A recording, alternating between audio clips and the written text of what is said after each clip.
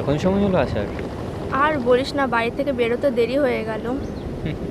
সে তো চিরকালই লেট লাতিফ, এতে আর নতুন। কে বলছে? নিজে দিকে দেবদাস হয়ে বসে আছে, আবার আমাকে জ্ঞান দিতে এসেছে।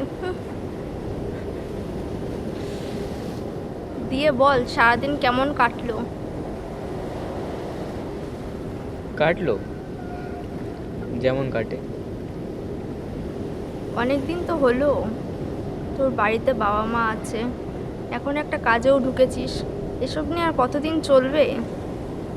নিজের কি অবস্থা করেছিস! বাদ দে না সব, ছাড়, ভালো তাও লাগছে। আবার কার জন্য?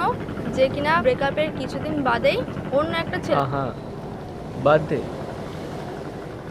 ভালো লাগছে না এসব।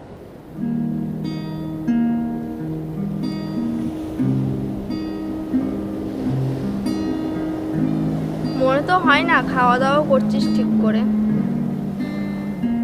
খেয়েছি। ভেবেছিলাম কত কথা মনে রয়ে আছে জমে, বলা হলো না। আজকের ডেটটা মনে আছে?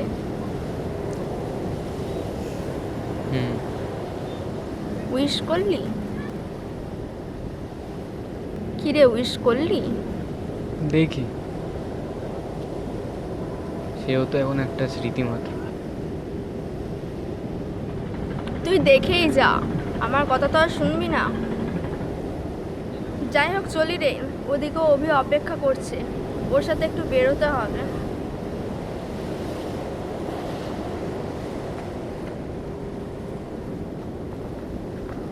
Apu,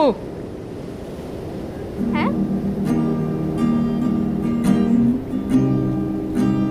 happy birthday.